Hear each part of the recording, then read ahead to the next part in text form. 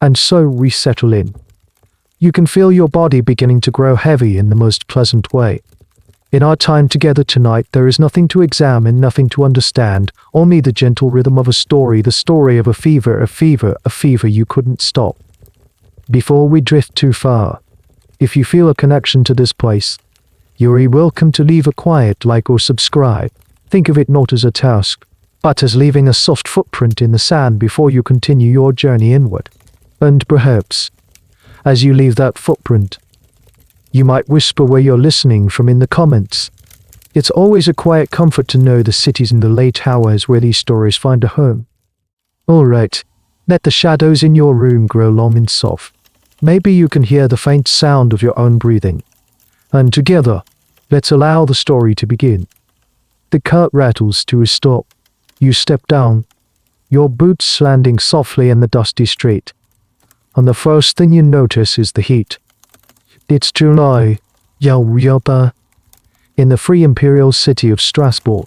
The air is thick and heavy, like a wet wool blanket you can't throw off. It carries the usual city smells: baking bread, warm horses, the faint, sharp tang of the river eel. But there's something else underneath it all, something sour. It's the smell of stale sweat and a low, simmering worry. You've come here for work, or perhaps for refuge. It doesn't really matter. What matters is the feeling. The city is on edge. The timber-framed houses seem to lean into each other. Not for support, but as if they're whispering secrets. Their dark wooden beams like furrowed brows. The single, magnificent spire of the great cathedral pierces a hazy, white sky, looking more like a warning than a comfort. As you walk through the narrow, crowded streets, you see the anxiety in the faces of the people you pass. The merchants in their fine but sweat-stained clothes. The craftsmen with their aprons darkened with perspiration. The women carrying buckets from the well with a little too much tension in their shoulders. Conversations are clipped. Laughter is rare, and when you do hear it, it sounds thin, almost brittle. This isn't just about the heat. You learn this quickly in the tavern that evening, nursing a mug of lukewarm ale. The harvest last year was poor, the winter was cruel, and the spring that followed was a washout. The price of rye and wheat has climbed so high that a loaf of bread now costs a small fortune. You see the bakers in their shops, their faces dusted with precious flour, weighing their loaves with heavy hearts and even heavier scales, trying to make their supply last. Famine isn't a distant threat. It's a hungry wolf scratching at the city gates. And then there are the diseases. The sweating sickness, a terrifying and swift killer, had passed through not long ago, leaving a trail of empty chairs at family tables. Smallpox is a constant, lurking fear. Leprosy, a slower, more visible curse, has filled the city as hospices. In a world where medicine is a confusing mix of prayer, tradition, and guesswork, any fever, any rush, any strange ache is a potential death sentence. The city has physicians, a collection of very serious men in long robes, are mostly blaming the summer's mood on bad vapors rising from the river, and they advise people to avoid bathing. A piece of advice that, given the smell, most people seem to be following. There's a spiritual malaise, too. New ideas are filtering in from across the Rhine. Whispers of dissent against the church. Pamphlets with challenging questions passed from hand to hand. The old certainties are starting to feel a little less certain. People are praying harder than ever, but it seems their prayers are bouncing off the hot, oppressive sky. You see a wealthy merchant clutching a pomander as he walks, a small, ornate metal bowl filled with expensive spices and ambergris. He holds it to his nose periodically, a superstitious gesture, as if he could physically filter out the bad luck and disease from the air he breathes. It's a perfect little symbol for the city itself, well dressed, but terrified of an invisible threat. Something is coming. You can feel it. The entire city feels it. Historians, centuries from now, will argue about what this feeling truly was. Was it a perfect storm of famine, disease, and spiritual anxiety that created a kind of societal pressure cooker? Or was it something else entirely? Something lying dormant in the mind, waiting for a spark? The debate is a quiet, academic one. But here, in the hot, suffocating summer of 1518, the feeling is very real. It's a taut string, pulled tighter and tighter with each passing day. You find a room to rent, a small space above a tannery that smells faintly of curing leather. You lay on your straw mattress as the sun sets. But the heat doesn't break. The city outside doesn't quiet down into a peaceful slumber. Instead, it hums with a restless energy. The string is vibrating. All it needs now is for someone, somewhere, to pluck it. And sleep, for you and for Strasbourg, doesn't come easily tonight. The heat does not break with the dawn. It clings to the city, and when the first grey light filters through your small window, it promises only another day of oppressive war. The sounds of Strasbourg begin to stir below, a distant, rhythmic clang of a blacksmith's hammer, the rumble of a wooden cart on cobblestones, the single, solemn bell from the cathedral calling the faithful to an early mass. You rise, the straw mattress having offered little comfort, and decide to walk, to get a feel for the city in the cooler hours of the morning. You find yourself on a narrow, cobbled street, not far from the cathedral's shadow. The houses here are tall and tightly packed, their upper floors jutting out over the lane, almost touching the ones opposite. People are beginning their day. A woman shakes a dusty rug from an upper window. A man in a leather apron carries a bucket of water, his face already set in a grimace against the day ahead. It's all perfectly, monotonously normal. And then you see her. She steps out of a modest doorway. A woman who looks like any other. Her hair is covered by a simple coif. Her dress is a plain, dark wool. She is neither young nor old.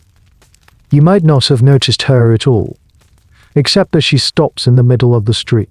She just stops. She stares ahead, but her eyes don't seem to be focused on anything.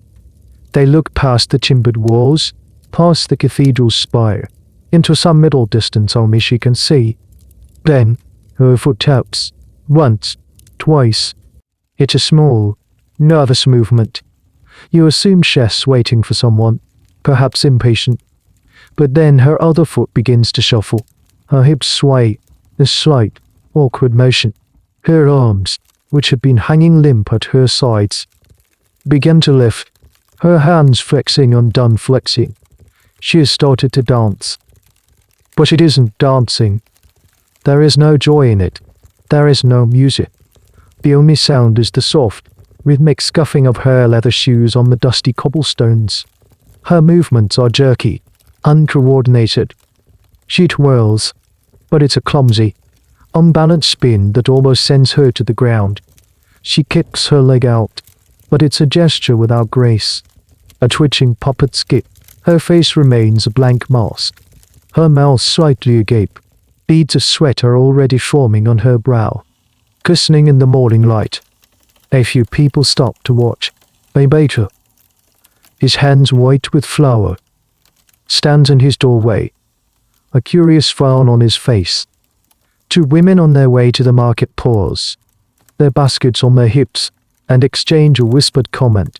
You hear someone murmur her name, Frau Rolfier, or perhaps it was T-R-A-F-A. The name is just a sound, a label for the impossible thing you are all witnessing. Later, when chroniclers try to write this down, they'll argue about that name, about whether she was the true beginning, or just the first one anyone bothered to record. But for you, standing here, she is undeniably real. Her husband comes out of the house. He is a stout man, his face a mixture of confusion and deep, profound embarrassment. A wife making a public spectacle of herself is a shameful thing, a breakdown of household order. He rushes to her, grabs her by the arm. What are you doing? You hear him plead, his voice a harsh whisper. Stop this foolishness. Come inside. He tries to hold her still, but her body seems possessed by a will of its own. She rises in his grasp, her legs still shuffling, her torso twisting. It's like trying to hold back a river with your bare hands. He can't stop the motion. He can only try to contain it. He is stronger than her, but the sheer, relentless energy of her movement is tireless. He lets go, stumbling back, his face now painted with a dawning horror. This isn't foolishness. This isn't a choice. The sun continues its slow climb, burning away the morning haze. The small crowd of onlookers grows. The whispers multiply. Is she drunk? Mad? Possessed by a demon? Each theory is murmured and passed along the line of watching faces. Yet no one intervenes. There is a strange paralysis among the spectators. A feeling that you are watching something that is not meant for you. Something that breaks the rules of the world. Her body is a testament to an unseen force. A rebellion of sinew and bone against the mind. And Frau Chauffier just keeps dancing. Her breath comes in ragged gasps now. Her simple wool dress is dark with sweat.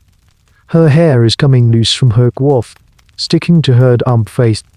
But her feet do not stop their shuffling, scraping rhythm on the stones. She's a silent bell, ringing an alarm that no one yet understands. The string, which the whole city felt tightening, has been plucked, and this strange, unnerving dance is the sound it is making. The sun climbs higher, near a hut, white disk in the center of the sky, beating down on the rooftops of Strasbourg. The shadows in the narrow street where Frau Chauffier dances have shrunk to almost nothing. What began as a strange morning curiosity has now warped into a full-blown spectacle, a piece of public theater with no script and no director. The crowd has swelled. The original handful of neighbors has been replaced by a rotating cast of dozens.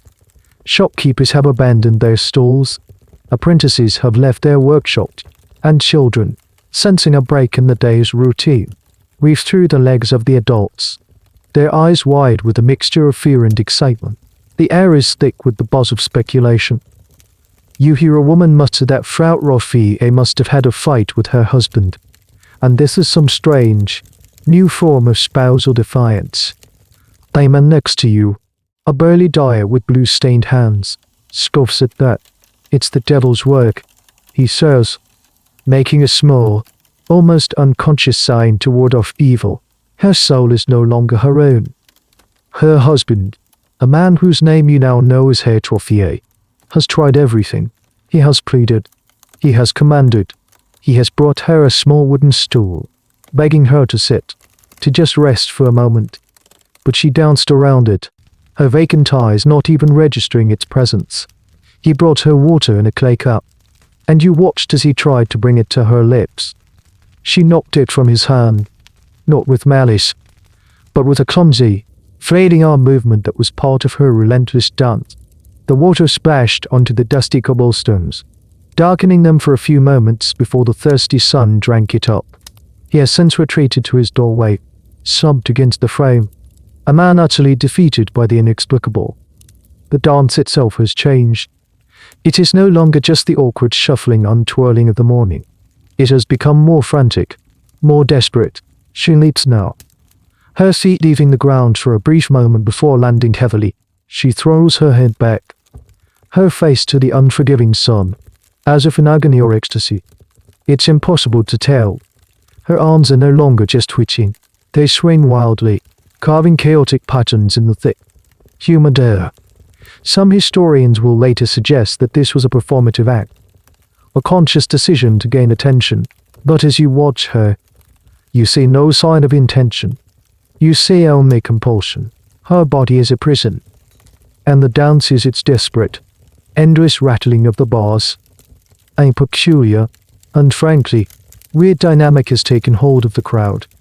Their initial shock has curdled into a kind of morbid entertainment. People are not helping. They are watching. They are commenting. A group of young men are making jokes, imitating her jerky movements with cruel, exaggerated motions, earning a few nervous laughs. It's a very human response to the terrifyingly strange, to shrink it down to size with ridicule. A small, but telling detail of the time is that public shaming was a common form of punishment. If someone committed a minor offense, They might be forced to stand in the stocks or wear a sight. Some in the crowd are viewing this through that lens, as if Frau Roffier is being punished for some secret sin, and her sentence is this bizarre public penance. The authorities, for now, are absent. The city watch has bigger problems. Petty thieves in the market, arguments spilling out of taverns. A lone woman dancing, however strangely, is not yet a matter for the city council. It's a neighborhood problem, a family problem, a parish problem. A priest did come by earlier, a young man with a worried face. He stood at a safe distance, held up a crucifix, and mumbled a few lines of Latin. Frau Roffier danced on, completely oblivious. The priest, seeing his holy symbols had no effect, seemed to lose his nerve and retreated, promising to consult with his superiors. As the afternoon wears on, a new feeling begins to settle over the crowd. The amusement is fading, replaced by a growing sense of unease. The sheer endurance of it is what's so unsettling. No one can move like that for so long. It defies logic. It defies biology. The sun is beginning its slow descent towards the west, painting the sky in shades of orange and pink. The day is ending. And Frau Roffier, her face now a pale and gaunt mask of exhaustion, her dress soaked through, her breathing a series of painful, rasping gulps, is still dancing. The spectacle is no longer curious. It's monstrous. The last light of day bleeds from the sky, leaving the narrow street bathed in the deep indigo of twilight. The oppressive heat finally begins to relent, replaced by a slightly cooler, but no less heavy, evening air.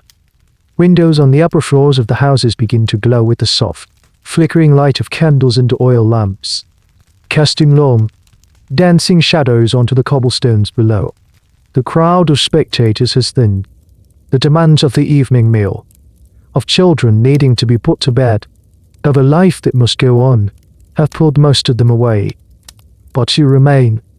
A few others do, too, a small, stubborn cluster of people held in place by a kind of horrified fascination. You can't quite bring yourself to leave. It feels like turning your back on a shipwreck, like walking away from a house that is slowly, silently burning down.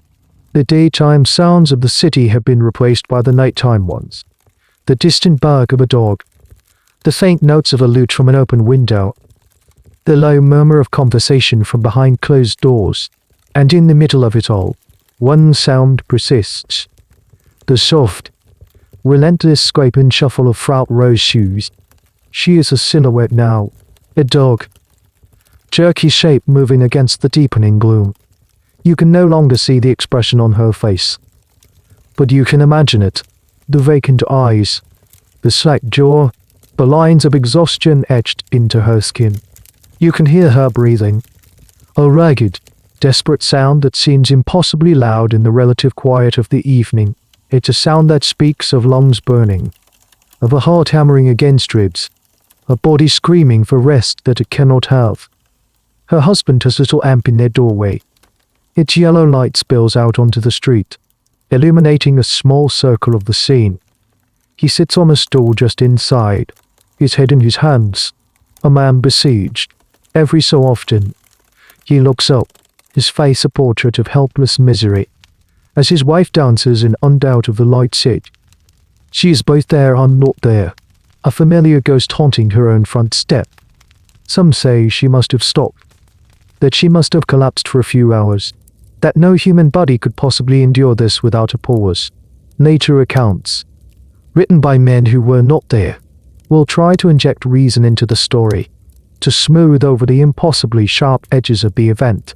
But the earliest chronicles, the ones written by those who saw it or heard the first-hand tales, are clear on this point. She did not stop. Historians still debate the physical possibility of this, but the legend, the terror of the story, hinges on the single, unbelievable fact. The dance was continuous. Sometime after midnight, the moon, a pale sliver, rises above the jagged rooftops. It offers little light, but it seems to watch the scene with a cold indifference. The last of the spectators have drifted away. back to their beds. To try and find sleep while this waking nightmare continues just a few streets away, you find a recessed doorway, a shadowed alcove, and use it. You're back against the cold stone. You are tired, but the thought of sleeping feels like a betrayal. You doze, perhaps. You must. You drift into a light, uneasy sleep where the sound of shuffling feet becomes a part of your dreams. In these dreams, you are the one dancing, your legs pumping against your will, a frantic, breathless panic rising in your chest. You jerk awake, your heart pounding, and the sound is still there. Real, unceasing. The first hint of dawn is a faint, grey line in the eastern sky. I rooster crows, its call sounding thin and lonely. The city is at its quietest now, in the deep, dark hour before the world wakes up, and as the light slowly, almost reluctantly, returns to the street, it reveals the same impossible scene. Frau Rothier is still on her feet. Her movements are slower now, more like a desperate, lurching stagger than a dance. Her head hangs low on her chest. Each step looks like it requires a monumental effort of will, except you know, with a chilling certainty, that her will has nothing to do with it. She is a marionette whose strings are being pulled by an unseen and deeply cruel master. She has danced through the sunset and through the night, and now, as the first rays of the sun touch the tip of the cathedral spire, she has danced into a new day. The first sunrise has passed, and the fever, it seems, has only just begun. Another day of heat settles over Strasbourg, but the mood in the city has changed. The story of Frau Rothier has spread beyond her small street. It travels like a contagion of whispers, passed from the baker to the blacksmith, from the washwoman at the riverbank to the merchant in the market square. Have you heard about the woman on Rue de la Hache? They say she hasn't slept in 3 days. My cousin saw her. He says her feet are bloody. By the afternoon of the second day, a small crowd is reformed, larger and more varied than the first. It's no longer just neighbors. People are coming from other quarters of the city, drawn by the morbid pull of the incredible. They come to stare, to point, to cross themselves, and to feel a strange, thrilling proximity to something so utterly unnatural. She has become a landmark, a living monument to some unknown catastrophe. Her family, in a desperate attempt to manage the spectacle, has tried to confine her to the house. You watch as her husband and two strong neighbors manage to wrestle her inside, her body still writhing and jerking. They bar the door. For a few moments, there is a strange peace on the street, the eerie silence of a stage after the actors have left. But you can hear things from within the house, the sound of something bumping against wooden walls, the faint, rhythmic thudding of her feet on the floorboards. Then, a crash. A window shutter is thrown open, and she tries to climb out, her movements frantic and clumsy, before they pull her back in. The house cannot contain the dance. By the 4th day, she is back on the street. It's as if her family has given up. They cannot stop her. And perhaps they feel it's better for her to exhaust this madness under the open sky than to destroy their home from the inside. Her condition is visibly deteriorating. Her face is skeletal, her eyes sunk deep into their sockets, ringed with dark circles. Her clothes are torn and filthy. Her shoes have been worn through, and the skin of her feet is raw and bleeding, leaving faint, pinkish smears on the cobblestones with every step. She's a horrifying sight, a person being consumed by her own body. And then, it happens. It's late in the afternoon, nearly a week after she first began. A man in the crowd, a tall, thin Cooper who had been watching with a slack-jawed expression for the better part of an hour, begins to twitch. His shoulder jerks, a small, involuntary spasm. Then his leg kicks out.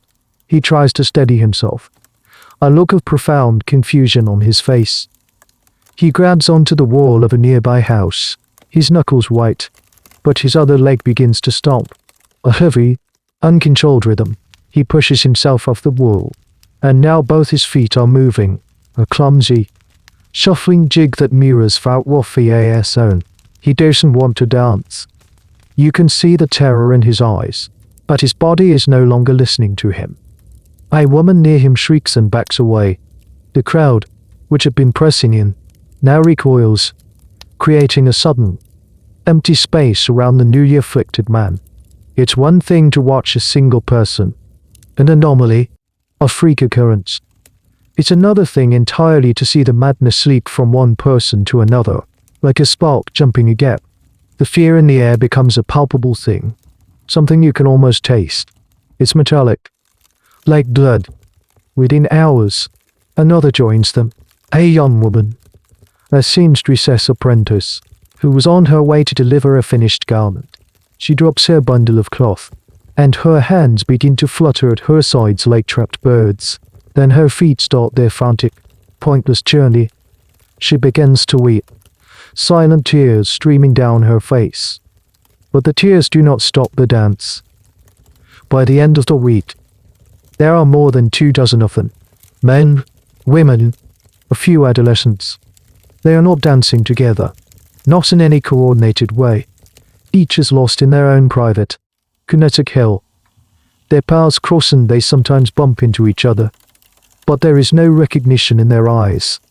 The street has become a living bedlam, a kaleidoscope of flailing limbs and staggering bodies, all moving without music, without joy, without end.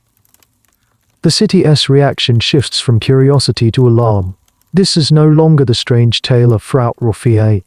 This is a sickness, an outbreak. The authorities can no longer ignore it. The whispers in the street are now laced with genuine panic. People hurry through the afflicted areas, holding cloths over their mouths as if the disease could be breathed in. Parents pull their children inside, barring the doors. Whatever this is, it is spreading, and no one, absolutely no one, knows what it is or how to stop it. The little dance on Rue de la Hatche has become a city-wide fever.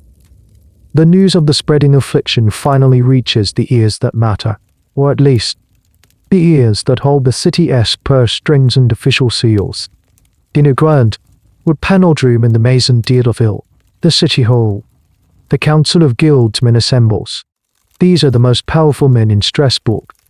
You can picture them now, taking their seats around a long, heavy oak table. They are brewers and tanners, butchers and cloth merchants. Men whose hands are soft from counting coin, but whose wills are forged in the competitive furnace of commerce.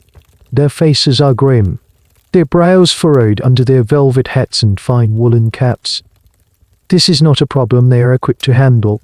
Their usual business consists of setting grain prices, resolving trade disputes, and commissioning new stonework for the cathedral. A plate of inexplicable dancing is not in their administrative playbook. The meeting begins with a report from the head of the city watch, a man named Artis, whose job has suddenly become infinitely more complicated.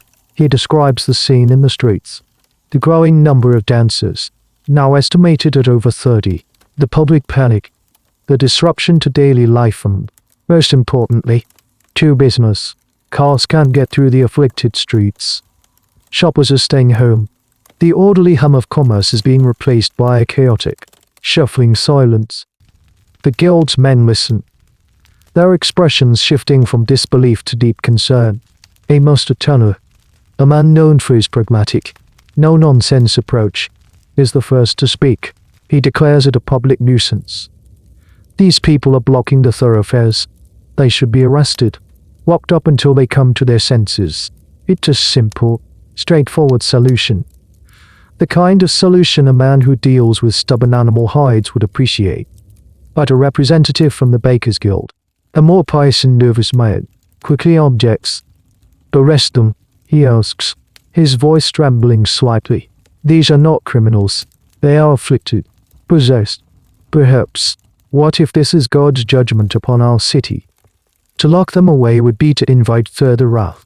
His words hang in the air, thick with the superstitious fear that underpins their entire worldview. Every storm, every sickness, every poor harvest could be a sign of divine displeasure. No one wants to be the man who provoked God. This sparks a heated debate.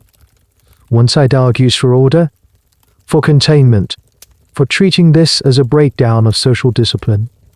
The other argues from a place of fear, seeing the dancers not as a nuisance, but as a terrifying omen. The debate rages for hours. Is it a medical problem, a spiritual one, or a matter for the city guard? They are men of action, but in the face of the completely irrational, they are paralyzed by indecision. They send for witnesses. Herr Troffier is brought in, a broken man who can barely speak, who just shakes his head and mutters about how it started, how it never stops. A few sober-minded citizens who have seen the dancing up close are questioned. They describe the blank eyes, the relentless motion, the utter lack of reason. Their testimony only deepens the mystery and the fear in the room. One of the younger guildsmen, who fancies himself a man of the new, more enlightened age, brings up a theory he's heard whispered among scholars. He speaks of astrology, of the unfortunate alignment of the planets, of Saturn and Mars in a hot, choleric conjunction, influencing the humors in people's bodies. He suggests that perhaps the air itself is sick, and that this is a physical malady of the brain. His colleagues listen, but with a deep skepticism. Blaming the stars feels just as helpless as blaming God or the devil. It offers no practical solution. What is fascinating, and something historians still puzzle over, is what they don't seem to consider, at least not seriously. They don't consider poison, or a curse from a specific witch. The discussion remains strangely high level, caught between divine will and natural imbalance. The idea of a targeted, malicious human act seems almost as simple for something so bizarrely widespread. It's as if the scale of the event demands a grander explanation. Finally, as the afternoon light begins to fade, a consensus begins to form, born not of certainty, but of desperation. They are not priests, so they cannot declare it a spiritual matter. They are not astrologers, so they cannot blame the planets, but they are civic leaders. They must be seen to be doing something. They agree on a course of action that feels practical, that asserts their authority. They will summon the city's experts. They will consult the physicians. They will seek a medical explanation and, with any luck, a medical cure. It is a sensible, logical step. It is also, as you will soon see, the worst possible decision they could have made. The meeting adjourns, and the guildsmen step out into the evening air, confident that they have set in motion a plan that will bring this madness to a swift and orderly end. Following the council's decision, messengers are dispatched, their footsteps echoing urgently through the streets of Strasbourg. They are sent to fetch the city's physicians, a small, exclusive brotherhood of men who represent the pinnacle of medical knowledge in 1518. You can imagine their arrival at the city hall a day later. They move with a slow, deliberate gravity, their long, dark robes sweeping the dusty floors, their faces set in expressions of solemn intellectual authority. They carry with them the scent of dried herbs and old parchment, the very aroma of arcane wisdom. These are not charlatans or village healers. They are educated men, many of whom have studied at the great universities in Bologna or Paris. They can read Latin and some Greek. They have studied the ancient texts of Galen and Hippocrates, the foundational pillars of Western medicine for over 1,000 years. Their entire understanding of the human body is based on the theory of the four humors: blood, phlegm, yellow bile, and black bile. A healthy person has these four fluids in perfect balance. Every illness, from a common cold to the most raging fever, is a result of an imbalance, a surplus of one humor over the others. The guildsmen present their problem. They describe the uncontrollable dancing, the exhaustion, the strange, spreading nature of the affliction. The physicians listen intently, stroking their beards, exchanging serious, knowing glances. This is their moment to shine, to bring the clarity of science to a city descending into chaos. They do not need to see the patients. The symptoms, as described, are enough for a diagnosis. After a period of quiet consultation, a huddle of dark robes and whispered Latin phrases, their chief spokesman steps forward. He is an older man, With a reputation for being the most learned physician in all of Alsace, he clears his throat, and in a voice accustomed to being heard without interruption, he delivers the verdict. The affliction, he declares, is a natural disease. It is not supernatural. It is not demonic possession. A conclusion that brings a wave of quiet relief to the more superstitious members of the council. The cause, he explains with unshakable confidence, is a case of hot blood. He elaborates, painting a picture based entirely on humoral theory. The unusually hot and damp weather of the summer has caused the blood humor in certain predisposed individuals to overheat and increase in volume. This excess of hot, thick blood has traveled to the brain, flooding it and causing a delirious frenzy. The compulsive dancing, he explains, is the body's own desperate, instinctive attempt to cure itself by moving vigorously. The dancers are heating their bodies further, which will induce sweating, and through that sweat, the excess humor, the hot blood, will be expelled, thus restoring the body's natural balance. It is, from their perspective, a perfectly logical and scientific explanation.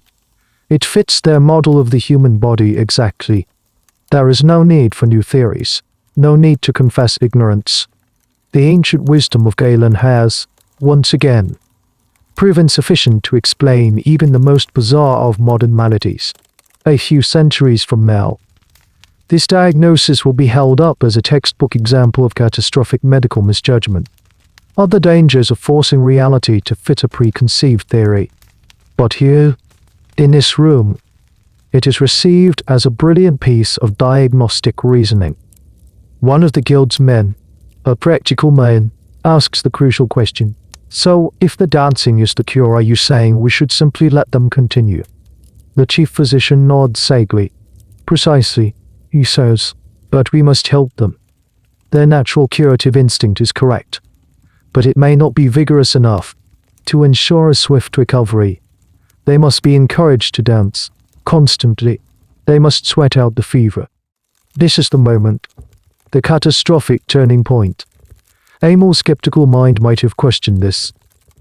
A more cautious group might have suggested a small-scale trial.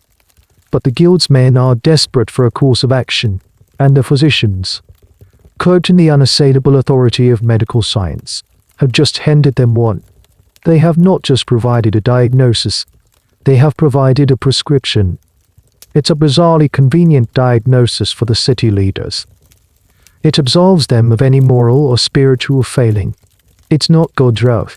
It's not the devil's work. It's just bad blood.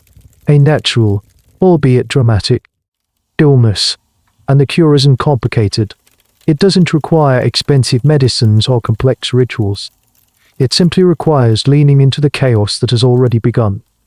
The historical record is quite clear on this. The city council officially accepted the physician's diagnosis. While some scholars debate whether the doctors were truly this confident or were perhaps pressured to provide a simple, non-supernatural explanation, the outcome was the same. The city of Strasbourg, based on the most advanced medical advice available at the time, was about to embark on one of the strangest and most tragic public health interventions in European history. They were going to fight fire with an inferno. The physician's verdict is not just accepted, it is embraced with the fervent zeal of people who have finally been given a map out of a dark and terrifying forest. The diagnosis of hot blood and its prescribed cure more dancing spreads from the city hall through the guilds and into the public squares.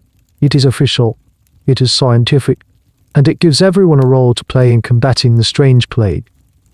You witness the city's response mobilize with astonishing speed. The vague, helpless fear that had paralyzed Strasbourg is replaced by a bustling, purposeful energy. The guild's men of commerce and organization, now have a project to manage. They reconvene, not to debate the cause, but to plan the logistics of the cure. If the afflicted must dance, then the city will provide them with the best possible environment in which to do so. The decision is made. The dancers, who are currently scattered in various streets, a chaotic and disruptive presence, must be gathered together. They need dedicated spaces where they can dance unimpeded, day and night, until the fever breaks. This isn't framed as an act of quarantine, of isolating the sick to protect the healthy. It is presented as an act of civic compassion, a therapeutic measure. We are not imprisoning them. The logic goes, we are providing them with a sanatorium for dancing. It's a truly surreal piece of public policy. Imagine the town crier, a man whose usual job is to announce tax levies and lost livestock, standing in the market square. Ringing his bell, he unrolls a scroll. In a loud, clear voice, announces the official city ordinance. All citizens are instructed not to impede the dancers. In fact, they are encouraged to help them. Family members are told that restraining their afflicted loved ones is dangerous, that it will trap the hot blood inside them and lead to certain death. The only path to health is through constant, vigorous motion. The absurdity of the situation is staggering, yet it is carried out with the utmost seriousness. It's a classic case of what people in the future will call escalation of commitment.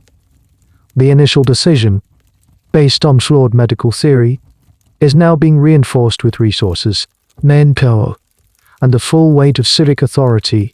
To question it now would be to question the wisdom of the city's leaders and its most learned men. And in a rigidly hierarchical society like 16th century Strasbourg, that is a dangerous thing to do. You see this new policy in action. A group of dancers, their movements jerky and uncoordinated, are gently but firmly herded by the city watch. They are guided away from the narrow, cluttered side streets and toward larger, more open areas. The guards don't use force. They simply from a moving wall, channeling the dancers like livestock, taking advantage of their aimless, shuffling momentum.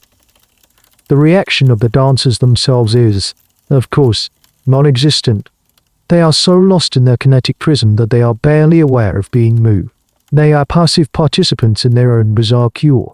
One moment they are staggering down a familiar lane. The next they are being nudged into a wide, open square they do not recognize, their feet never missing a beat. The reaction of the townspeople is more complex. For many, the official prescription is a profound relief. It provides a framework for understanding the incomprehensible. Their neighbor isn't possessed by a demon. He just has a fever that makes him dance. There's a plan. The authorities are in control. For others, however, a seed of doubt remains. You see it in the eyes of a woman watching from her window as her brother is herded past.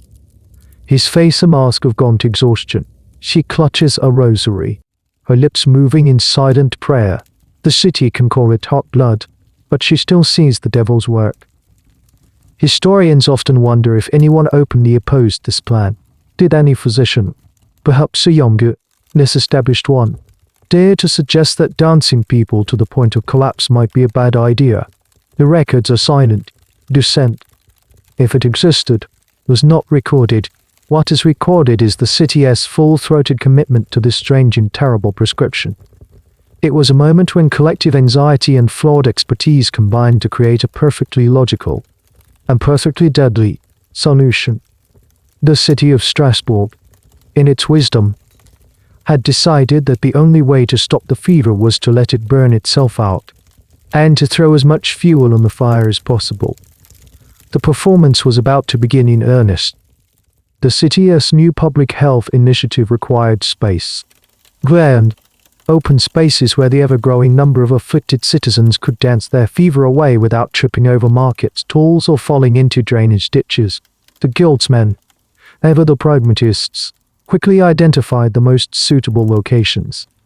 Their gaze fell upon the city's commercial and social hearts, the public squares. You find yourself standing at the edge of the corn mart, the sprawling grain market. Normally, this square is a chaotic symphony of commerce.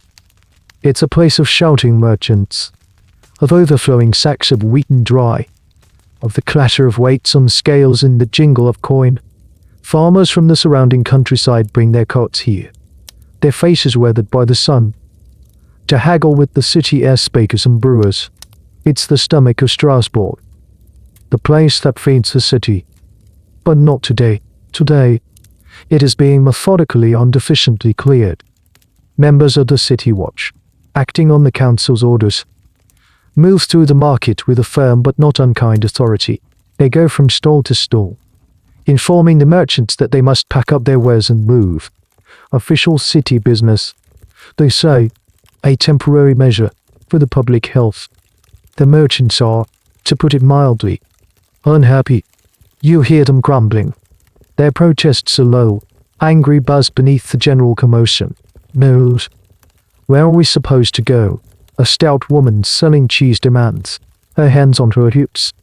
My customers know to find me here. A grain merchant, his face dusted with flour, argues that his sacks are too heavy to be moved easily. It's a disruption of their livelihood, a direct hit to their purses. But their complaints are met with the unyielding wall of bureaucracy. The order has come from the guild's men, from their own leaders. To defy it is to defy the entire power structure of the city. So, with much grumbling and shaking of heads, they comply. You watch as the vibrant, chaotic market is dismantled.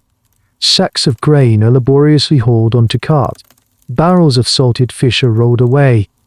Trestle tables are folded and carried off. The entire economic lifeblood of the square is drained away, leaving an empty, dusty expanse. The same scene is repeated elsewhere. The horse market, usually filled with the sound of whinnying and the smell of hay, is also cleared. The square in front of the new church, a place for public gatherings and civic pride, is cordoned off. The city is essentially sacrificing its most vital public spaces, turning them into open-air asylums. It's a strange and unsettling transformation. These squares, once symbols of Strasbourg's prosperity and community, now feel eerie, vacant. They are stages waiting for a play to begin. The people of Strasbourg watch the process with a mixture of apprehension and hope. They see the empty spaces and know they are for the dancers. This is the cure in action. This is progress. One of the more peculiar details of this whole process, something noted in a later chronicle, is the care taken to sweep the squares clean. After the merchants were gone, laborers with wide brooms made of twigs were brought in. They swept the cobblestones meticulously, removing loose stones, animal droppings, and any other debris. The logic, presumably, was to provide the dancers with a safe, smooth surface, to prevent them from tripping and injuring themselves. It's a moment of profoundly misplaced diligence. The city is preparing a safe space for people to dance themselves to death, ensuring the floor is tidy for the occasion. As the sun begins to set on the cured corn marked, the first of the dancers are brought in. They are no longer a scattered, chaotic mass. They are a congregation of the damned. Herded by the city watch, they stumble and shuffle into the vast, empty square. There are perhaps 50 or 60 of them now. In the fading light, they look small and lost in the open space. The dance continues. Their individual, jerky movements seeming even more pointless and tragic in this grand, empty arena. The city has done its part. It has provided the space. It has set the stage. The cure is now officially underway. And as you stand at the edge of the square, watching this silent, shuffling tragedy unfold, a cold knot of dread tightens in your stomach. This doesn't feel like healing. It feels like a ritual sacrifice. The clearing of the public squares was only the first step. The city's leaders, now fully committed to their bizarre therapeutic strategy, decided that a simple, open space was not enough. If this was a performance designed to cure, it needed a proper stage. A grand gesture was required, something to show the populace that their leaders were taking this crisis seriously, investing real resources into the solution. So the carpenters were summoned, members of the Carpenters Guild, men who usually spent their days crafting sturdy furniture, repairing the timber frames of houses, or building new market stalls, were now given a strange and unprecedented commission. They were to build large, elevated wooden platforms in the center of the cleared squares. You can picture them at their work. Their faces a mixture of professional focus and deep personal unease. They are skilled craftsmen, and they approach the job with the same precision they would any other. They measure out the dimensions, their chalk lines stark and white against the dusty cobblestones. They saw through thick herb beams. The rhythmic rasp of their saws anew, and deeply strange sound in the now empty grain market. The air fills with the clean, sharp scent of freshly cut wood, a smell of creation and construction in a place now dedicated to a slow, public unraveling. The sound of their hammers echoes through the city, a steady, percussive beat. Bang, bang, bang. It's a sound of purpose, or something being built. But what, exactly, is it? A stage for a festival? A scaffold for an execution? The line between the two feels unwrinkled thin. People watch the construction from their windows and from the edges of the squares. Their faces full of a bewildered awe. The city is really doing this. The rumors are true. The stages themselves are sturdy, practical structures. They are not ornate. They are wide and flat, raised a few feet off the ground, with heavy planks for flooring. They are built to withstand the force of dozens of stomping, shuffling, collapsing bodies. It's a grim piece of engineering. The carpenters, as they drive the wooden pegs into place, must be aware of the intended purpose. One can only imagine the conversations they have in hushed tones as they work. My neighbor's daughter is one of them. One might say to another, "She's been dancing for 3 days." The other might just shake his head, not knowing what to say, and strike another nail with his hammer.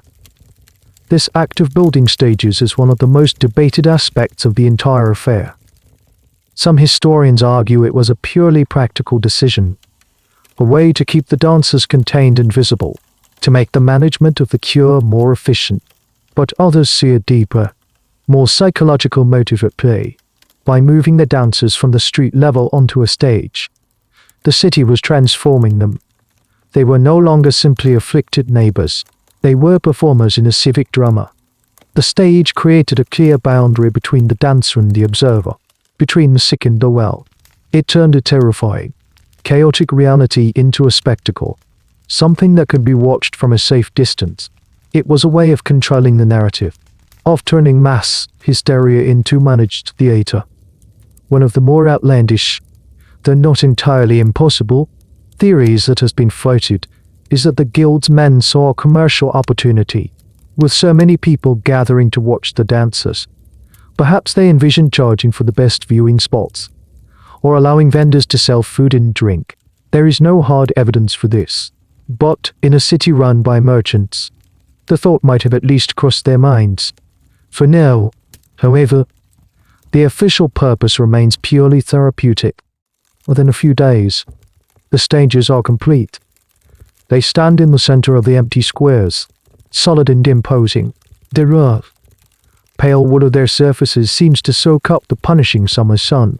The dancers, their numbers still growing, are then guided up short, wide ramps onto these platforms, and there they remain, a shuffling, writhing mass, elevated for all to see.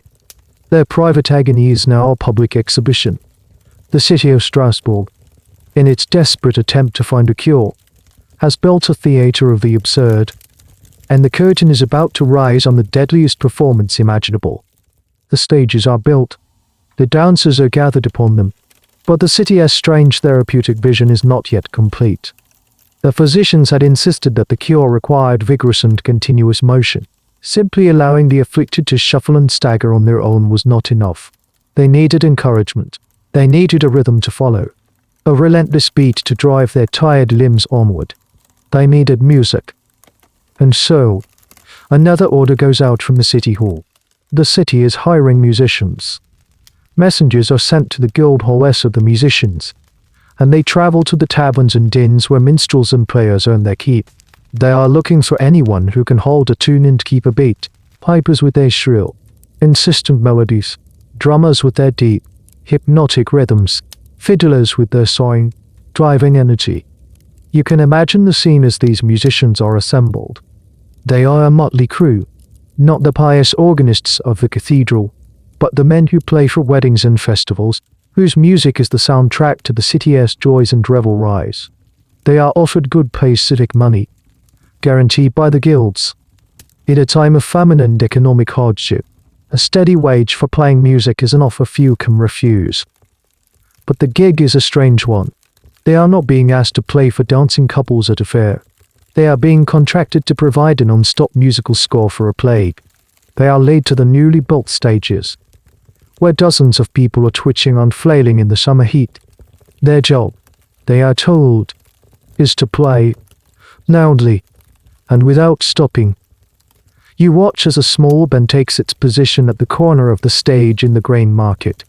There is a drummer, a piper, and a man with a shawm, a loud, oboe-like instrument. There is a moment of awkward silence. The musicians look at the dancers, then at each other. This is, without question, the strangest audience they have ever had. The drummer taps his drum skein uncertainly. The piper raises the pipe to his lips. Then they begin to play. The sound that erupts is a shock to the system. It's a loud, repetitive, and vaguely cheerful peasant dance tune, a melody that should be accompanied by laughter, clinking mugs of ale, and the happy stomp of healthy bodies. But here, it becomes something monstrous. The cheerful tune is a grotesque counterpoint to the scene of suffering on the stage. It is music for a party where no one wants to be, a soundtrack for a silent scream. The effect on the dancers is immediate, but not in the way the city leaders had hoped. Their movements, which had been erratic and individual, seem to become subconsciously entrained to the rhythm. Their shuffling feet begin to fall in time with the drum beat. Their wild flailing of arms seems to match the frantic energy of the pipe. The music does not soothe them. It does not cure them. It hijacks them. It pours fuel on the fire, pushing their already exhausted bodies to move faster, harder, more relentlessly. The musicians are organized into shifts. No single group can play for long in the oppressive heat. As one band tires, another takes its place, ensuring the music never stops. The sound fills the square, echoing off the timber-framed houses. It becomes the new, permanent sound of the city center. A relentless thumping and squealing that goes on from sunrise to sunset, and sometimes deep into the night. It is a public health policy that has become a form of torture. People who live near the squares complain they cannot sleep, that the constant music is driving them mad, but their complaints are dismissed. This is for the public good. This is the cure. One of the more heartbreaking and frankly bizarre details reported by chroniclers is that healthy people were sometimes hired to dance alongside the afflicted. The idea, a truly desperate piece of folk psychology, was that these strong dancers would provide encouragement and inspiration to the sick, showing them how to dance with proper vigor. So now you have a scene of unimaginable strangeness on the stage. The sick are flailing in their death throes, while next to them, paid performers are executing lively, healthy dance steps, all to the same relentless, cheerful music. Historians are still divided on the exact motivation behind hiring musicians. Was it a genuine, albeit deeply misguided, attempt at therapy, or was it part of the transformation of the event into a public spectacle? A way to make the horror more entertaining for the crowds that still gathered to watch? The answer is likely a bit of both. But as you stand there, the relentlessly upbeat music drilling into your ears, watching the exhausted bodies being puppeted by the rhythm, you know one thing for certain. This is not a cure. This is a death march with a melody. Weeks have now passed since Frau Rothie took her first, fateful step. The city of Strasbourg has been entirely reshaped by the dancing fever. The initial shock has worn off, replaced by a grim, surreal new normality. The stages in the public squares are now a permanent feature of the cityscape. The constant, thrumming music from the hired bands is the city's new heartbeat. And for the people of Strasbourg, life has bifurcated into two distinct groups. The dancers and the watchers. You are one of the watchers. From the window of your rented room, or from a safe distance at the edge of a cordoned-off square, you observe the unfolding tragedy. The number of dancers has swelled to a terrifying size. The initial dozens have become hundreds. Some chronicles, likely prone to exaggeration, would later claim the number reached 400. But even a more conservative estimate of 1 or 200 is a staggering figure for a city of this size. The stages are now packed with writhing bodies. It is a deeply unsettling sight. A mass of humanity united by a single, terrifying compulsion. They are a silent disco of the damned. Silent, because you rarely hear a human voice from the stage. There is no talking, no crying out, no screaming. There is only the sound of the relentlessly cheerful music, the thunderous shuffling and stomping of feet on the wooden planks, and the ragged, collective gasping for air. The audience is constant. People cannot look away. Craftsmen stand with their tools idle in their hands, their mouths agape. Women on their way back from the well put down their heavy buckets to stare for a few minutes, their faces edged with a mixture of pity and terror. Children watch with wide, uncomforted eyes, absorbing a scene that will surely haunt their nightmares for years to come. This act of watching is not passive. It is a complex social ritual. People in the crowd whisper to each other, pointing out a neighbor or a relative on the stage. "That's Gunther, the butcher's apprentice," someone might murmur. "He was fined yesterday morning." There is a constant, low-level buzz of gossip, of theories being exchanged. "It's a curse from God for our vanity," one person says. "No, it's the grain," insists another. "The bakers are putting something in the bread." Every spectator becomes an amateur epidemiologist, a theologian, a detective, trying to impose some kind of narrative onto the raw, inexplicable horror before them. A strange kind of etiquette develops among the onlookers. You learn not to get too close. The fear of contagion, though not understood, is powerful. It's the belief that the affliction might be airborne, or that it could be caught simply by looking too intently into a dancer's vacant eyes. A space of several yards is always left clear around the stages, a kind of invisible moat separating the sane from the mad. For the families of the dancers, this is a unique and public form of grief. They come to the squares, bringing scraps of food and cups of water, hoping for a moment of lucidity when they might be able to help their loved one. You see a man hold a piece of bread out to his wife on the stage. She dances past it, her eyes not even registering his presence. He calls her name, his voice cracking with desperation. She does not respond. Her body is a fortress he can no longer enter. These families are forced to watch their relatives slowly, publicly, destroy themselves, and the official cure prescribed by the city only accelerates the process. It is this public nature that is so profoundly cruel. In a normal plague, the sick are confined to their homes, and death is a private, family affair. But here, the dying is a performance. The most intimate moments of human suffering are put on display for the entire city to see. There is no dignity, no privacy, no peace. The city leaders, the guild's men, occasionally make appearances at the squares. They stand with their arms crossed, observing the scene with what they hope are expressions of concerned authority. They see the packed stages. They hear the non-stop music. In their minds, this is the cure working at peak efficiency. They are not seeing hundreds of individual human tragedies. They are seeing the public health initiative being successfully executed. They are seeing their plan in action, unaware or unwilling to admit that the plan itself is the agent of death. The gap between the intention of the cure and its horrific reality has become a chasm. And into that chasm, the people of Strasbourg are falling, one by one. The relentless music, the punishing summer sun, and the constant, grueling motion create a fatal combination.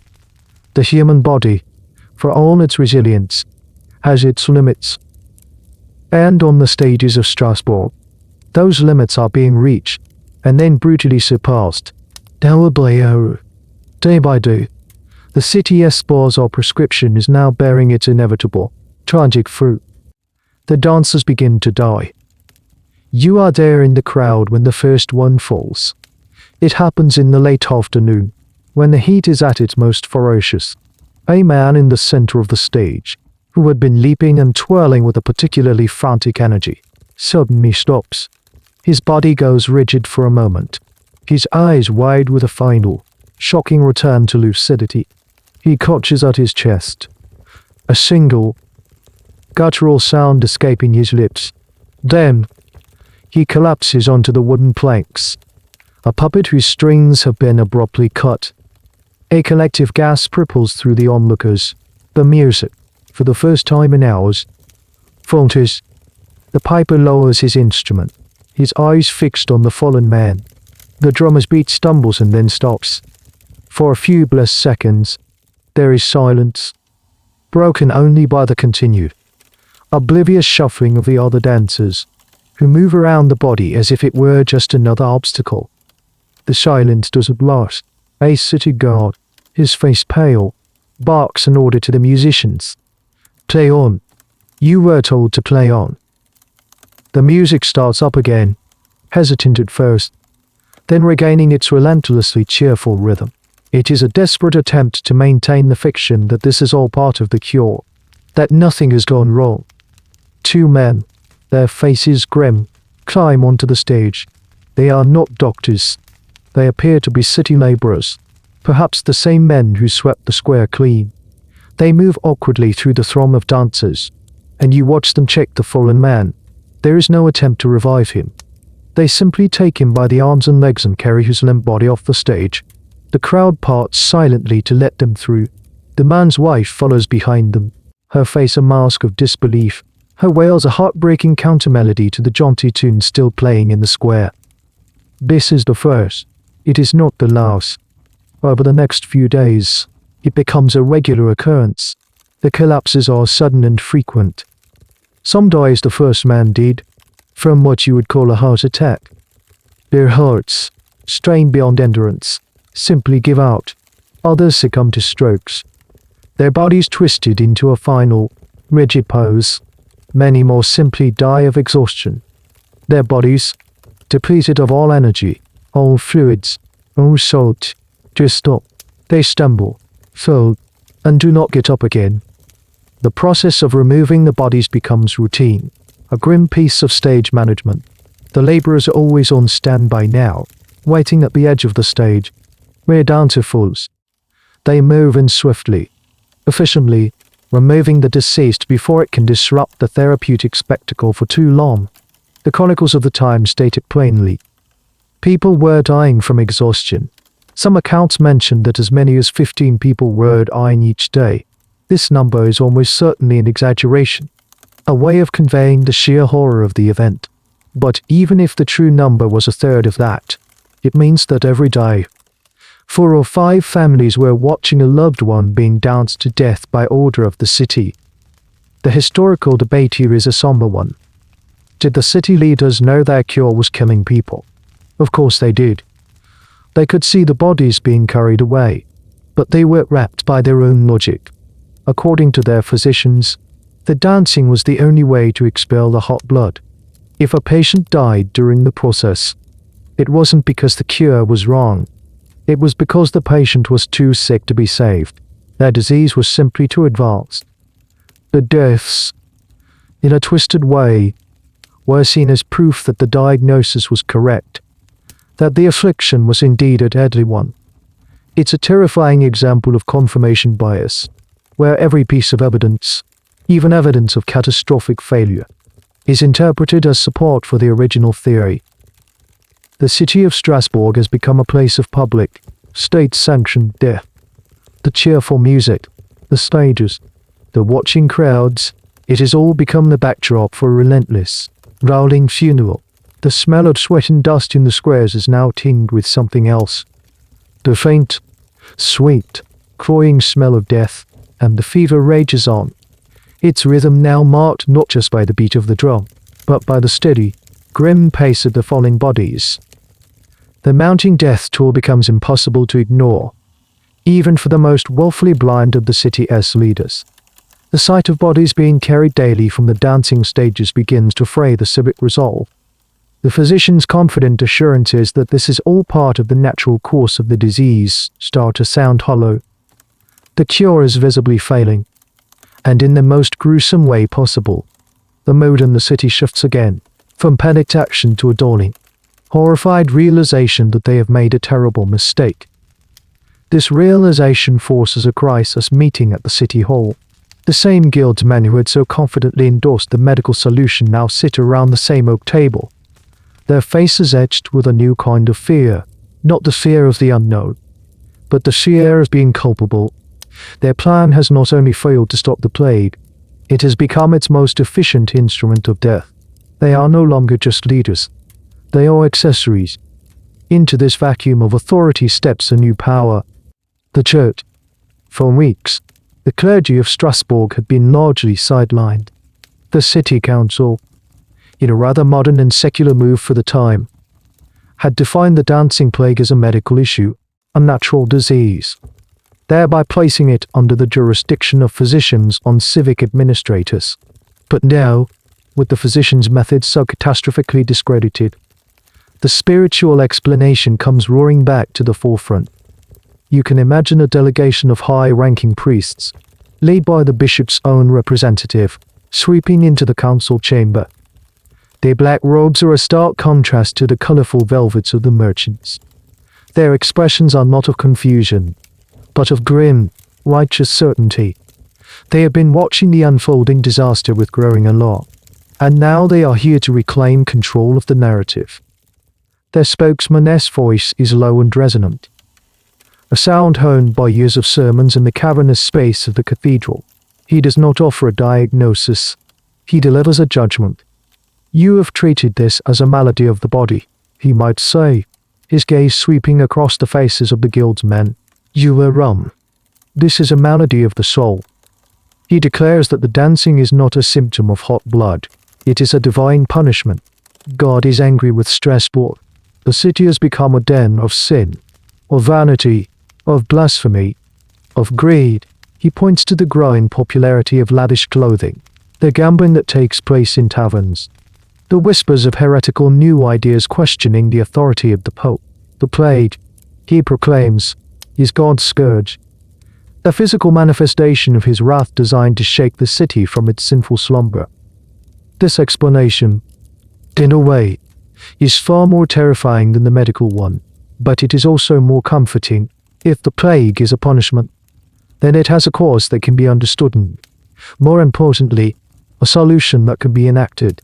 The path to a cure is not through more dancing, but through penance, through prayer, through a purification of the city's collective soul. The guildsmen, chastened and desperate, seize upon this new explanation. It allows them to shift the blame. The failure was not theirs. It was a failure to recognize the true, spiritual nature of the crisis from the start. They had listened to the men of science when they should have been listening to the men of God. The decision is made. The authority for handling the crisis is officially transferred from the physicians to the clergy. The men of medicine, with their discredited theories of humors and hot blood, retreat into the shadows, their reputations in tatters. The priests are now in charge. This marks a profound shift in the city's strategy. The entire public health apparatus that had been constructed with such frantic energy is now to be dismantled. The problem is no longer physical, it is metaphysical.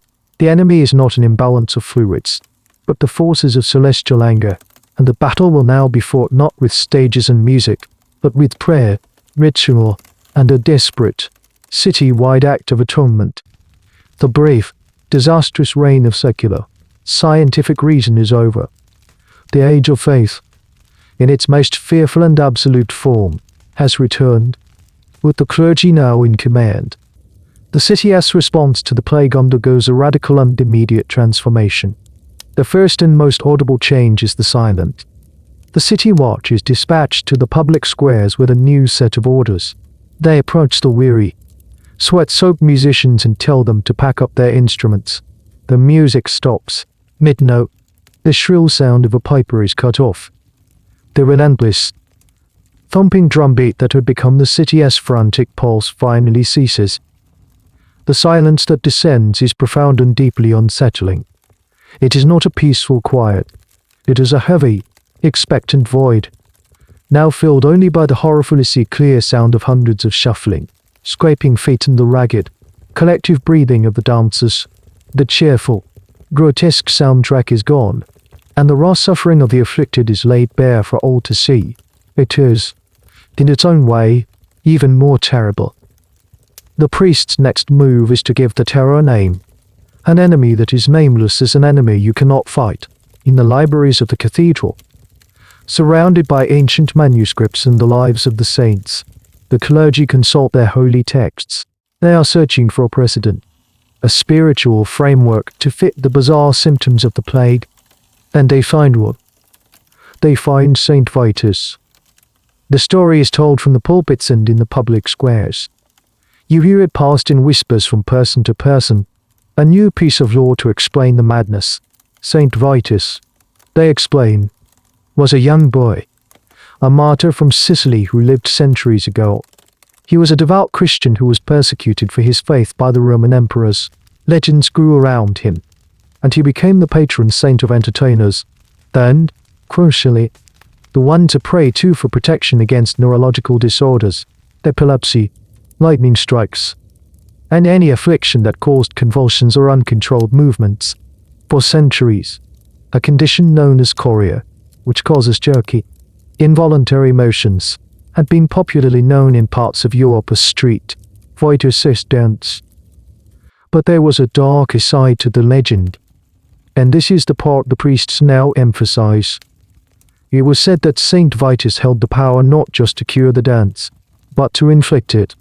According to one popular and terrifying tale, anyone who showed disrespect by dancing before a statue of him on his feast day would be cursed to dance uncontrollably for a full year.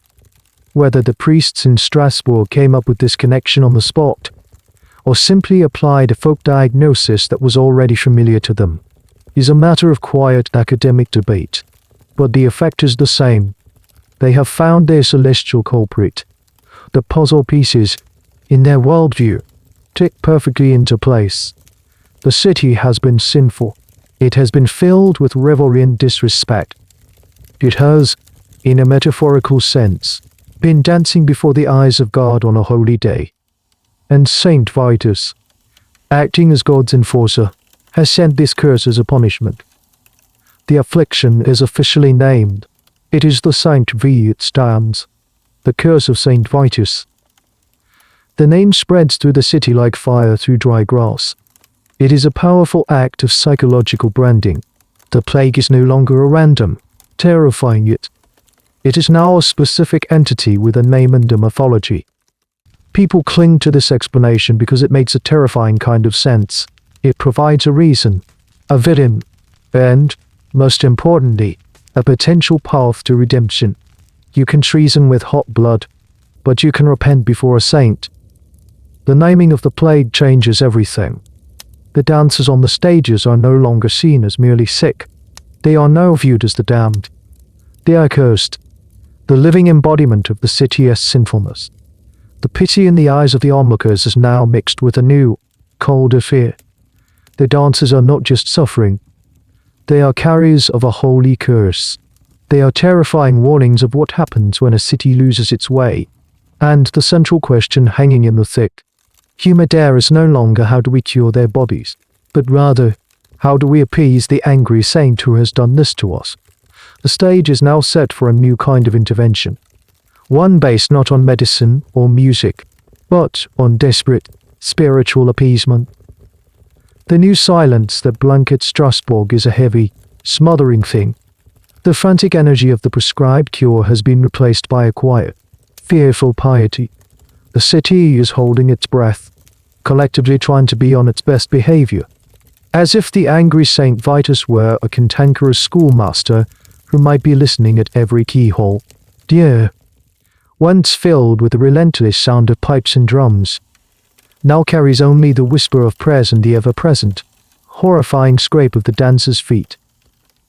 The clergy's plan for appeasement is not a passive one. It requires the active and enforced participation of every citizen.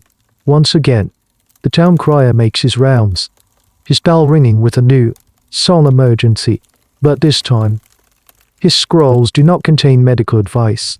They contain a list of prohibitions, a catalogue of sins that are now officially crimes. You listen from a respectful distance as he reads the proclamation in the fish market. His voice booms with borrowed clerical authority. By order of the council and in accordance with the will of God, he begins. All public revelry is henceforth forbidden until this holy curse is lifted from our city. The first ban is the most obvious and the most profoundly ironic. All dancing is now illegal. Any citizen caught dancing voluntarily, whether at a wedding, a festival, or in a tavern, will be subject to fines and public penance. The whiplash is stunning. Just days ago, the city was paying people to dance. Now, the very same act is a punishable offense. The city is desperate. Contradictory commands have turned a simple human expression of joy into a symbol of sin. Next, all non-religious music is forbidden in public spaces. The minstrels who were recently on the city's payroll are now unemployed, and to practice their craft in the open would be to risk arrest. The lutes and fiddles that once provided the city's evening soundtrack are silenced. The only music now permitted is the somber, chanted liturgy that spills from the open doors of the churches. The morality crusade extends further. Gambling is outlawed. You witness a group of city guards, their faces set in grim determination, storming a tavern known for its backroom games. They emerge not with struggling criminals, but with a small wooden box. They take it to the center of the square, tip it over, and a collection of dice made from bone and well-worn playing cards spills onto the cobblestones. An officer then sets them alight. You watch the small pile burn, the painted faces of the kings and queens on the cards curling unblackening in the flames. It is a piece of public theater, a symbolic cleansing of the city's vices. Even personal appearance comes under scrutiny. The priests preach sermons against vanity, and the council, following their lead, issues edicts against ostentatious clothing. Brightly colored silks, elaborate hats, and shoes with fashionably long, pointed toes are condemned as signs of sinful pride. The wealthy merchants and their wives begin to appear in more somber hues of brown and black, their public dress a performance of newfound humility. The city has turned on itself, engaged in a frantic campaign of self-purification. The atmosphere becomes one of suspicion and judgment. People watch their neighbors. A laugh that is too loud. A tune hummed unconsciously. A colorful ribbon in a young woman's hair. Any of these small things can be seen as an act of defiance against the new, pious order.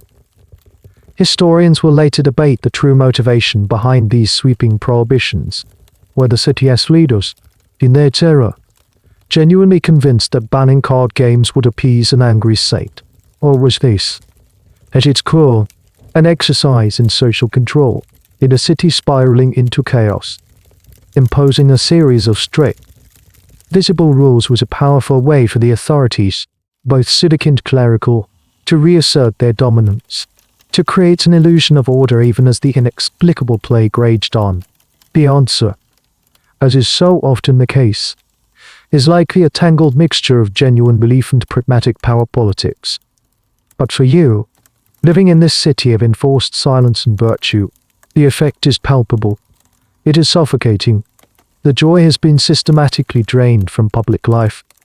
And yet, when you look towards the stages where the afflicted are still held, you see the grim truth. The bans have had no effect.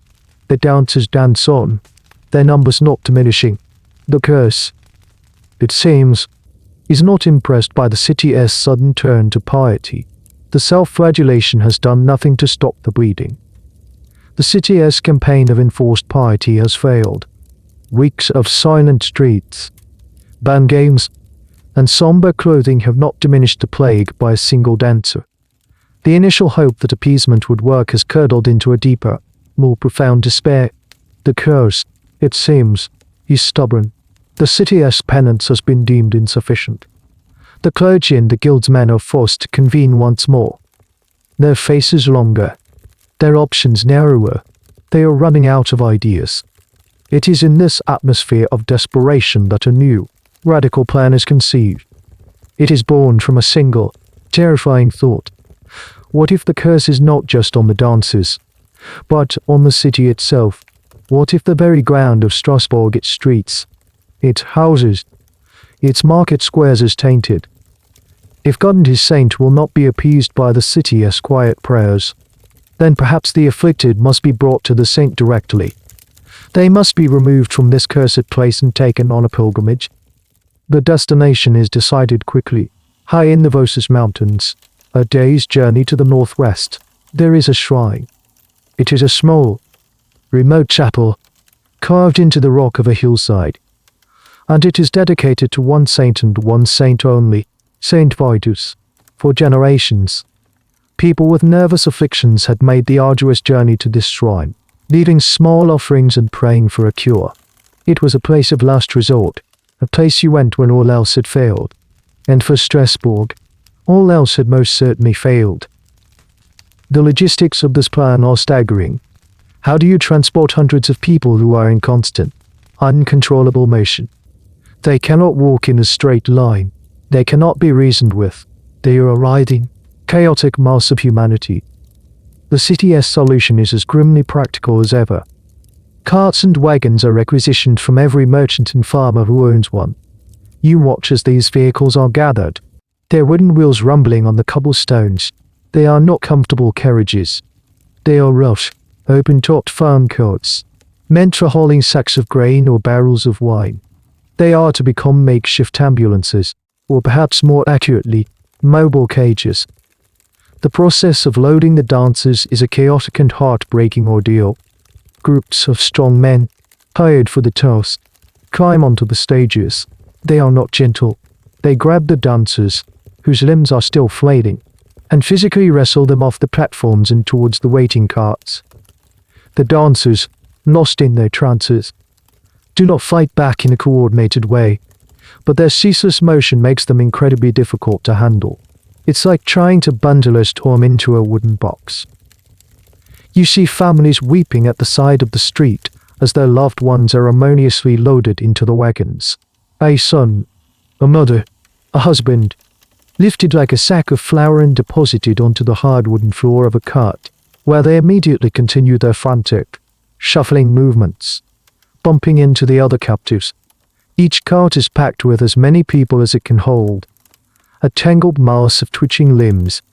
Once a cart is full, a heavy rope net is sometimes thrown over the top to prevent anyone from falling or climbing out. Historians often pause at this moment, at the sheer desperation it represents. This was not a gentle, healing procession. It was an expulsion. The city was, in effect, gathering up its sick, its mad, its inconvenient, and casting them out.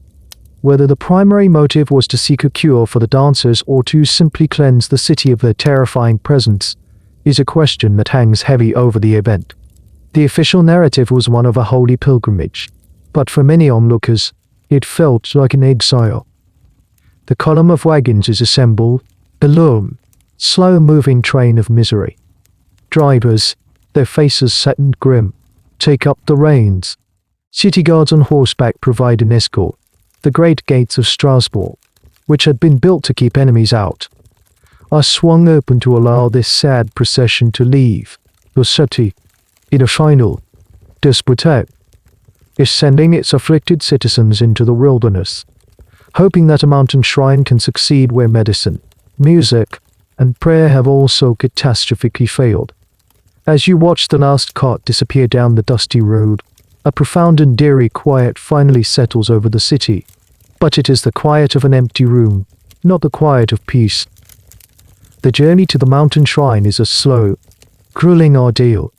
The convoy of carts rumbles out of Strasbourg, leaving the city's familiar spire behind, and ventures into the Alsatian countryside.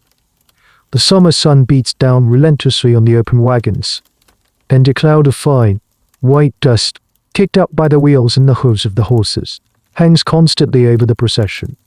For the dancers, crammed into the back of these rough carts, the journey is a unique form of torment. Their bodies, already pushed to the brink of endurance, are now subjected to the constant jolting and bumping of the uneven road. Their frantic, involuntary movements continue unabated. They stagger into each other, fall onto the hard wooden planks, and struggle back to their feet, only to be thrown about by the next rut in the road. There is no rest, no respite, only the endless, jarring rhythm of the journey, a brutal percussion accompanying their internal dance. Before they left the city, a final, bizarre ritual was performed. The priests had decreed that the dancers must be made to wear red shoes. Caches of them were found, or perhaps they were quickly made by the city's cobblers. The dancers were held down.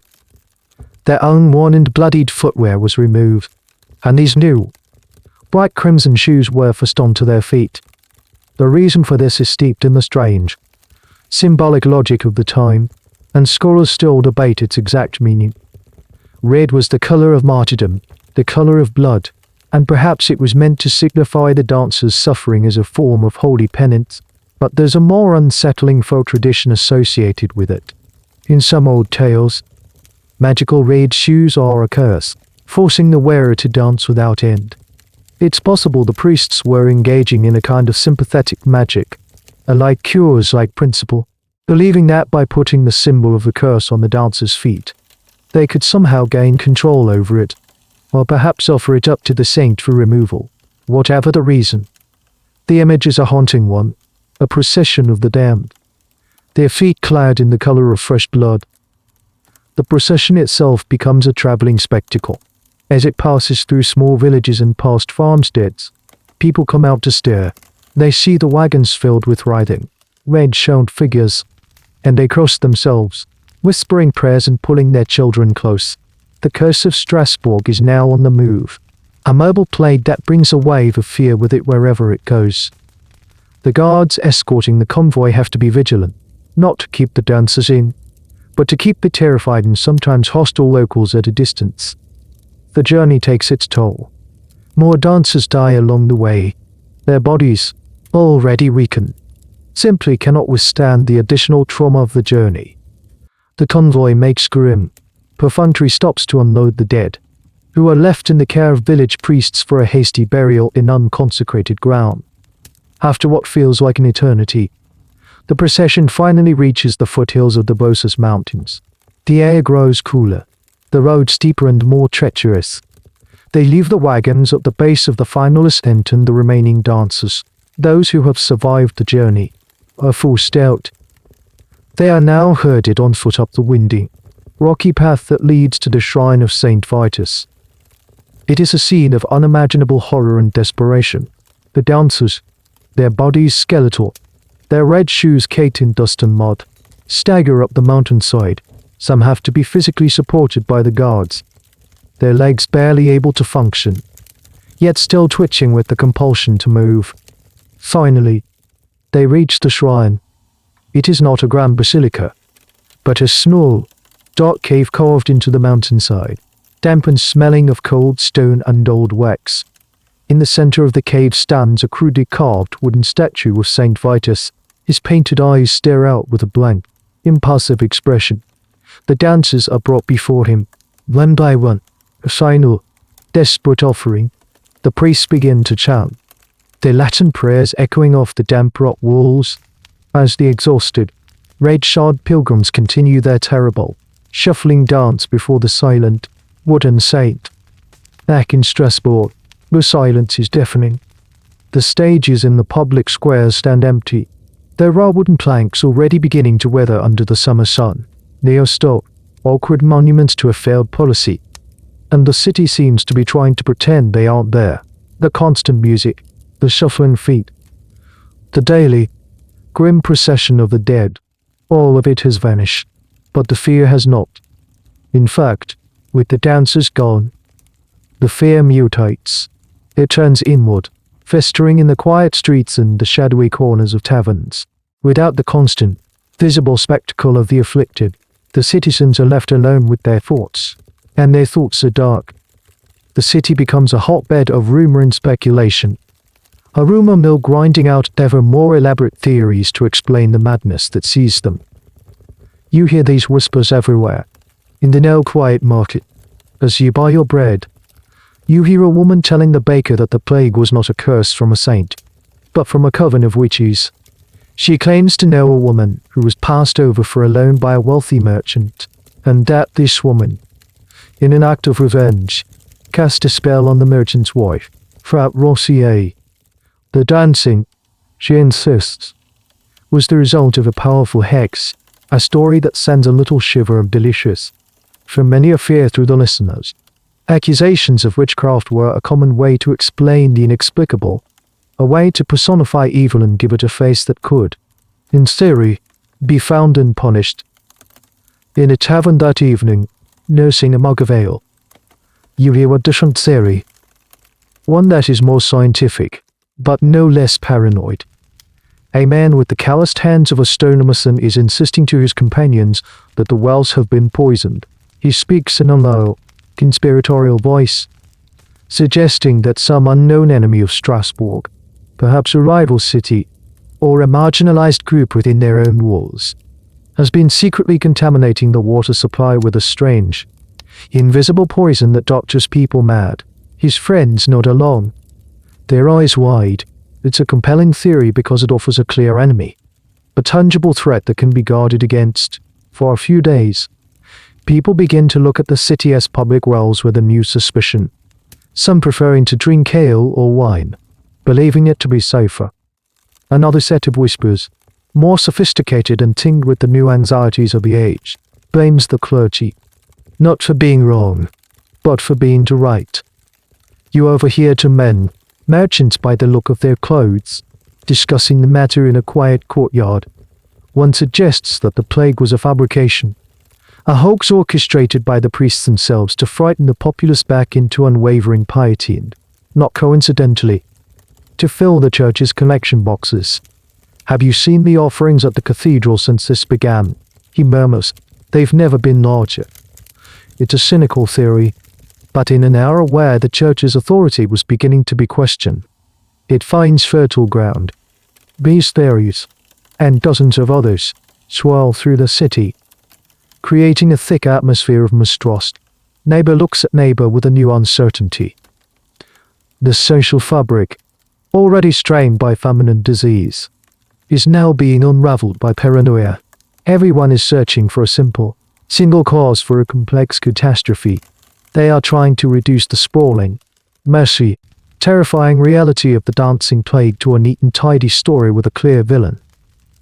What is fascinating, and what historians often point out, is that these grassroots theories were, in some ways, more grounded than the official explanations. The people in the streets were talking about poison, hexes, and conspiracies, tangible, human-scale causes. The authorities, by contrast, had swung from a complex medical theory about invisible bodily fluids to a grand theological drama about an angry saint. The common folk were looking for a culprit in their own backyard, while the elites were looking for one in the heavens. It's a stark reminder that in times of crisis, the stories we tell ourselves are as important as the facts, and every level of society creates the narrative that best suits its anxieties and its worldview. But for now, all these whispers are just that, ghosts of explanations in a city haunted by an event it cannot, and perhaps never will, truly understand. The end of the fever, when it comes, does not arrive with a grand announcement or a miraculous, instantaneous cure. It is not a sudden breaking of a spell. It is more like a tide slowly, almost imperceptibly, going out. It is a slow, ragged exhalation after months of holding a terrified breath. The expulsion of the dancers to the mountain shrine creates a vacuum in Strasbourg. The rumors and whispers from the previous weeks begin to fade, replaced by a new, gnawing uncertainty. What happened to them? Are they cured? Are they dead? Are they ever coming back? For weeks, there is no news. The city waits in a state of suspended animation, trapped between the horror that was and the unknown that is to come. Then, as the oppressive heat of July gives way to the still warm but gentler days of late August, the first of them return. They do not come back in a triumphant procession, healed and whole. They trickle back in ones and twos, a scattered handful of survivors. You see them on the roads leading into the city, stumbling figures who look more like ghosts than people.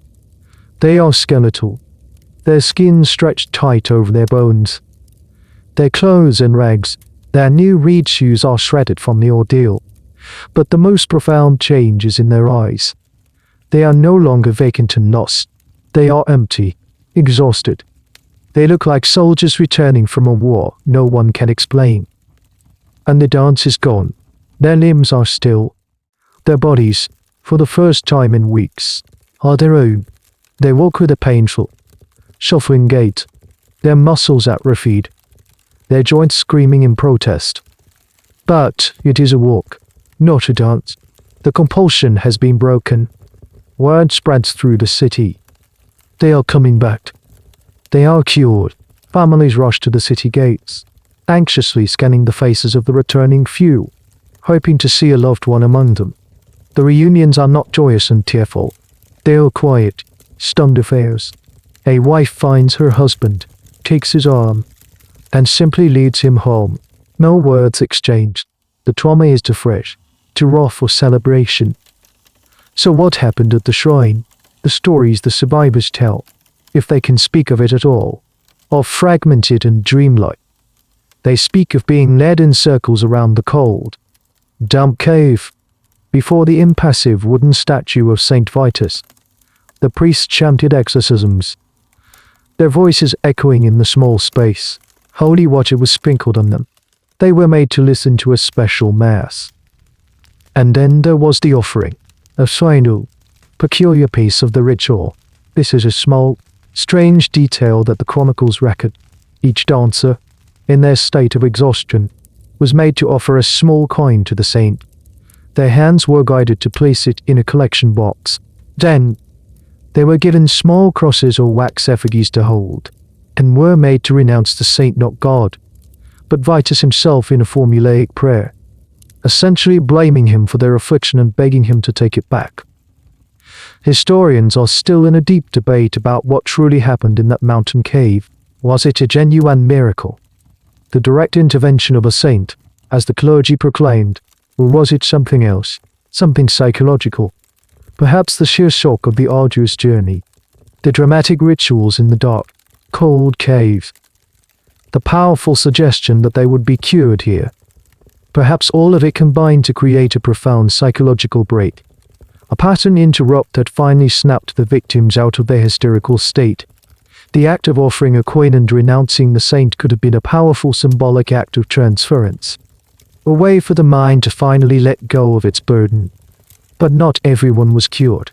Many never returned. Some died of exhaustion at the shrine itself. Others, their minds and bodies broken, are said to have simply wandered off into the mountains, lost forever, and a few returned to Strasbourg still twitching, the echoes of the dance still vibrating in their muscles, doomed to be invalids for the rest of their lives. So the plague did not end. It dissolved.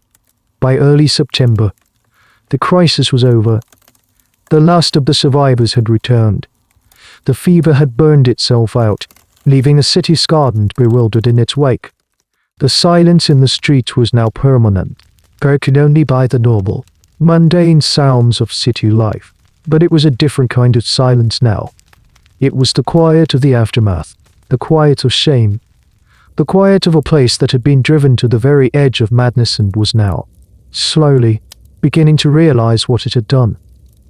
The city of Strasbourg in the autumn of 1518 is a city nursing a colossal, unspoken hangover. The fever dream has broken, and the morning after has arrived with a throbbing headache of shame and a deeply unsettled stomach. The crisp autumn air should feel like a relief after the oppressive heat of the summer, but it carries a chill that has nothing to do with the changing seasons. It is the chill of collective trauma. The first, most awkward task is dismantling the evidence. The large wooden stages, which for weeks were the center of the city's universe, are now just embarrassing pieces of oversized furniture. You watch as the same carpenters who built them with such grim purpose now take them apart with a quiet, almost furtive efficiency. The sound of their hammers is different now. They're confident, Rhythmic banging of construction has been replaced by the sharp, wrenching sound of demolition, of praying plank support. They work quickly, without chatter, as if they want to get the job done before anyone has too much time to stand and stare. To remember what happened on those boards, the raw wood is carted away, to be repurposed into something mundane and forgettable. A fence, a firewood pile, a new set of market stalls. The city is literally trying to erase the stage upon which its madness played out. The survivors, the few dozen who made it back from the mountain, are a constant, quiet reminder. They are phantoms haunting the city as daylight. You see them hobbling through the streets, their bodies prematurely aged by the ordeal. They are broken people. Many are unable to work, their health shattered. Their families care for them in the quiet of their homes. But their presence is a problem for the city's conscience. And this is where historians debate the social aftermath. Were these survivors welcomed back as pilgrims who had endured a holy trial for the city's sins? Or were they subtly shunned, seen as tainted, as vessels of a curse that might still linger? The records are sparse, but the reality was likely a messy combination of both. Some were greeted with a pity bordering on reverence. Others were met with a fearful suspicion. They were living proof of a collective failure, and looking at them was uncomfortable. It was like looking in a mirror that showed you at your absolute worst. Then, there is the grim accounting of the dead. This wasn't like the sweating sickness, where death was a private, family matter. These were public deaths, overseen and, in a way, caused by the city itself. The council cannot simply ignore the widows, the orphans, the parents who lost their children on those stages. And so, in a move of astonishingly sober bureaucracy, they begin to deal with the problem the only way they know how, with ledgers and coin. You hear that the city council has authorized payments to the families of the deceased and to those survivors, who are now permanently disabled. It's a small, strange, and incredibly revealing detail. They are offering financial compensation for an act of God. It is a profoundly mundane solution to a metaphysical crisis. It is the guild's men's way of trying to balance the books on a spiritual debt, of trying to put a monetary value on a life danced away. They pay for extra masses to be said for the souls of the dead, another line item in the budget of atonement. It's a quiet, administrative tidying up of a messy, mystical catastrophe. The official narrative, cemented by the clergy, becomes the only acceptable version of events. The city had sinned. God, through his servant Saint Vitus, had sent a warning. The city had repented. The afflicted had been sent on a holy pilgrimage, and a miracle had occurred. It is a neat, tidy story with a clear moral. It papers over the council's disastrous medical advice, the hired musicians, their deaths from exhaustion. It transforms a chaotic, multi-layered crisis into a simple fable of sin and redemption. And most people accept it, because the alternative, that they live in a random, irrational world where a person can simply start dancing and never stop, for no reason at all, is far too terrifying to contemplate. The city, collectively, chooses the story that allows it to sleep at night. The years, as they are wont to do, comes by. A decade slips away. Then another. Strasbourg heals. The empty chairs at dinner tables are either filled by a new generation or simply removed. The memory of who once sat there softening with time. The children who witnessed the dancing are now adults with children of their own. And the story of the summer of 1518 has become just that, a story. A terrifying local legend told on cold winter nights. A cautionary tale about sin or the strange fevers of the past. The empty stages are long gone. They were now part of 100 different, mundane objects. The city has moved on, or at least, it has performed a convincing imitation of having moved on. Then, in the year 1526, a new and disruptive energy arrives in the city. A man whose reputation precedes him like a thunderclap. His given name is long and cumbersome. Philippus Aureolus Theophorstus Bombastus von Hohenheim. But he has given himself a new name, a name full of breathtaking arrogance. Paracelsus. It means equal to, or greater than, Celsius, a famous Roman encyclopedist.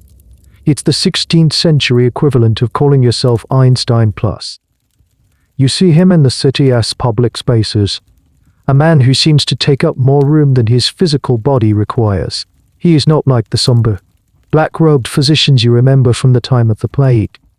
He dresses in his own strange style, often carrying a huge broadsword, and he speaks not in the dusty Latin of the universities, but in the rough, common German of the people. He is a medical revolutionary, a rebel, a man who publicly burned the ancient textbooks of Avicenna, declaring that his own shoelaces knew more than the old masters. He rejects the entire theory of the four humors as antiquated nonsense. He is brilliant, insufferable, and utterly captivating. Paracelsus has been appointed the city physician, a move that horrifies the local medical establishment. And of course, it is not long before he turns his formidable, iconoclastic intellect to the city's most famous and traumatic medical mystery, the dancing plague of 1518. You are there, perhaps in a crowded lecture hall or a tavern where he is holding court, when he finally speaks of it. He dismisses the old explanations with a wave of his hand and a contemptuous laugh. Hot blood, he scoffs, his voice booming. You might as well blame the phases of the moon or a mood in a goose. It is the talk of fools who read more than they see. He is equally dismissive of the clerical explanation, an angry saint. Saint Vitus has better things to do than to make a housewife dance herself to death. The priests saw a devil in every shadow because it is good for business. Then, he offers his own theory, and it is something entirely new. The plague, he declares, did not begin with a curse, or a poison, or a fever. It began with a thought. A thought in the mind of one woman, Frau Lothier. He gives the affliction his own name, Coriolissi IVA, the licentious or lustful dance. He claims, with all the confidence of a modern psychologist, that the cause was purely mental, or as he would put it, a matter of imagination. He paints a speculative, and deeply misogynistic, picture. Frau Lothier, he says, was an angry and bitter wife. In order to annoy and publicly shame her husband, she decided to start dancing, pretending it was an involuntary fit.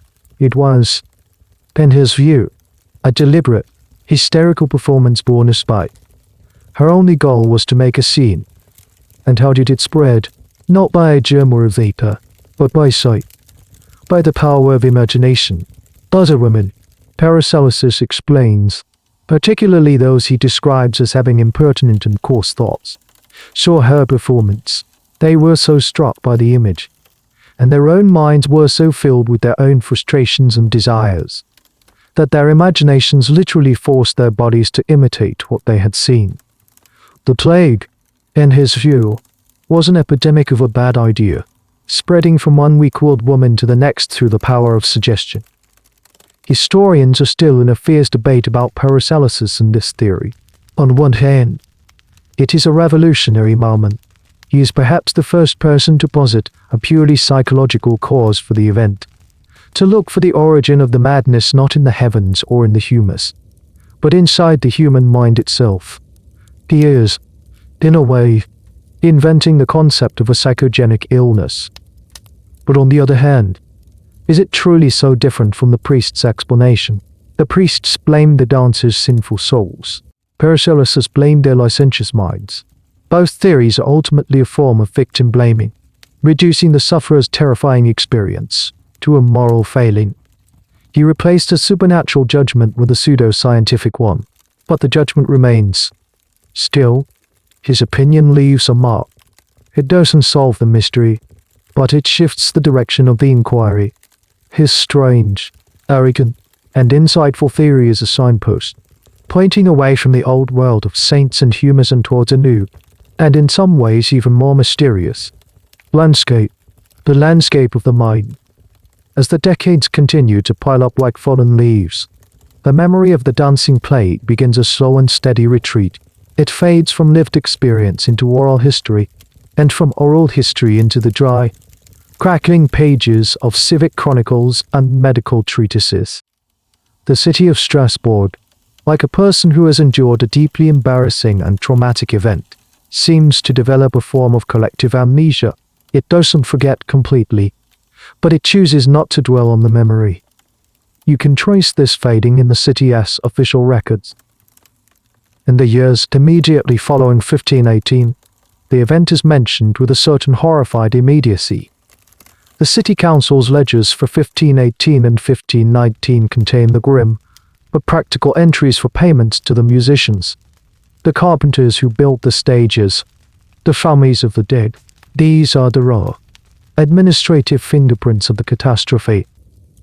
A few local chroniclers, men like Dillon and Specklein, write down their accounts while the memories are still fresh.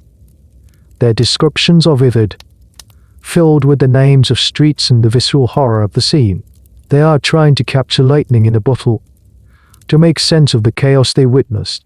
It is from their pages that most of the details you've seen, the stages, the musicians, the shrine of St. Vitus, are preserved. But as the 16th century wears on, the references become fewer and farther between. When new histories of Strasbourg are written, the dancing plague is still mentioned, but it is often condensed into a few paragraphs, a brief and bizarre anecdote in the long and storied history of the city. The raw horror is sanded down, the edges smoothed over. It becomes that strange summer, a quirky but ultimately minor episode.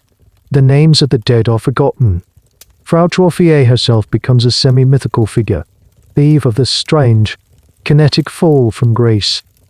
This fading is not just a passive process of forgetting. It is an active, if subconscious, act of curation.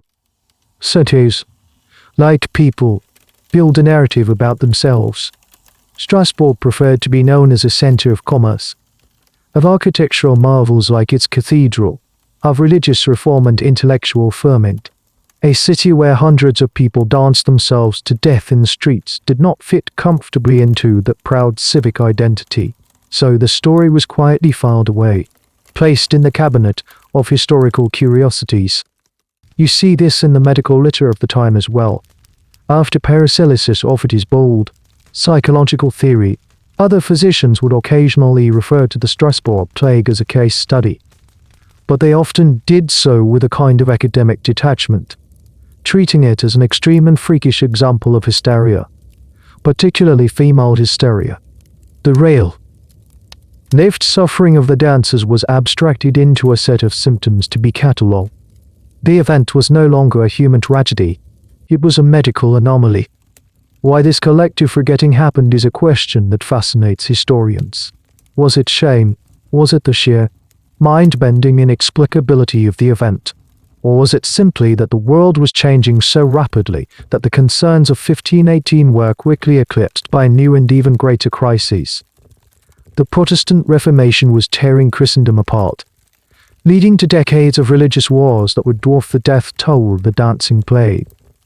In the face of such massive, continent-spanning violence, the memory of a few hundred people dancing themselves to death in one city began to seem almost quaint. So the memory goes underground. It survives not in the grand histories, but in folklore, in the popular imagination. The term street Vitus dance persists for centuries as a name for various neurological conditions. Its origins in the Strasbourg event largely forgotten. The story itself becomes a kind of ghost, haunting the edges of European history. It waits in the dusty archives, in the footnotes of old books, for a new age, a new kind of inquiry, to find it again and ask, with the benefit of centuries of hindsight, what on earth really happened that summer? The city may have tried to move on, but the past, as you know, has a stubborn habit of not staying buried. Centuries pass. The timber-framed houses of 16th century Strasbourg are replaced by grander stone buildings. The city's walls are torn down, its narrow lanes widened. Empires rise and fall, and the city itself changes hands, from German to French and back again. The world is utterly transformed. Science, which in 1518 was a discipline of ancient Texan for humors, has become a thing of microscopes, of chemistry, of a deep and intricate understanding of the human body and the world it inhabits. And it is in this new world, in the 20th century, that historians and scientists begin to look back at the strange case of the dancing plague with fresh eyes. They are no longer satisfied with the old explanations of angry saints or licentious imaginations. They are looking for a physical, biological culprit, a suspect, and they find one. Not in the heavens or in the mind, but in the fields of rye that surrounded the old city. The theory, when it emerges, is both compelling and elegant. It enters on a fungus called C. Avispes purpurea, more commonly known as ergot. This fungus grows on rye and other cereals, particularly in damp, cool conditions following a harsh winter. Precisely the climate conditions that historical records show were present in Alsace in the spring of 1518. When a person eats bread made from rye contaminated with this fungus, they can suffer from a condition called ergotism. Ergotism has two classic forms. 1. The gangrenous form is horrific, causing the extremities to burn, blacken, and fall off. But the other form, the convulsive form, is the one that catches the researcher's attention. The symptoms of convulsive ergotism are a terrifying match for some of the descriptions of the dancing plague. It causes violent muscle spasms, twitching, writhing, and convulsions. Sufferers experience vivid hallucinations, delirium, and mania.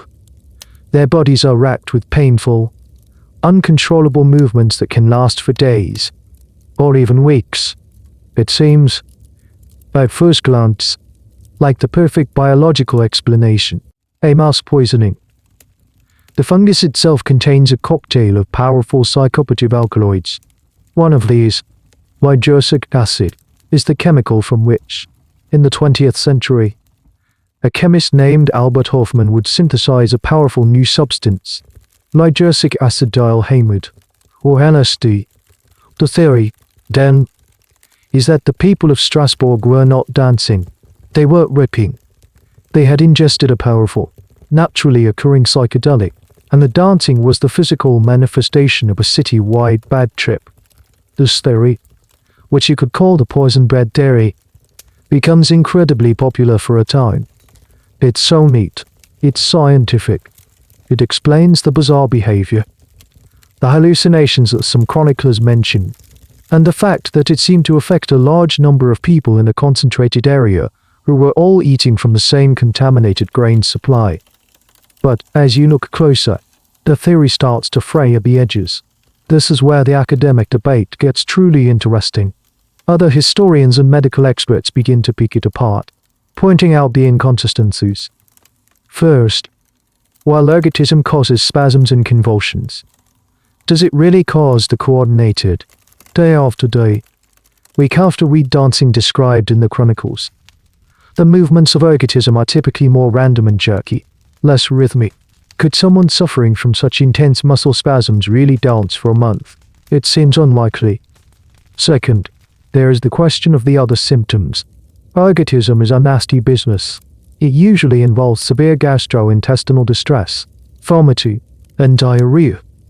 The chronicles of 1518 are surprisingly silent on these rather dramatic and unpleasant symptoms. They focus exclusively on the dancing. Third, the scale.